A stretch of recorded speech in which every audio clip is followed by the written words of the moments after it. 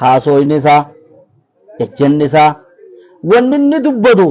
waanuma gaafa abbaa isaa san fakkaatu ati guutumattuu footoo abbaa isaatiin offisee sawwaree akka abbaa isaa fakkeessee sheeyxaanni dhufa jee kuni binni abaluu jee yaame kottu mucaa keessatti himigaa kunoo jaani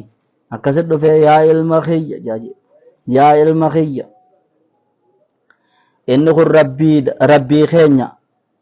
ka addunyaarra na jiraachise isa kan na ajjeesee isa amma qabrii keessaa kana kaasee na fidees isa itti amane yaa ilma koo jaanje hayyee akkasin namni jaahilli yookiin namni hin hubatin ahaa wuli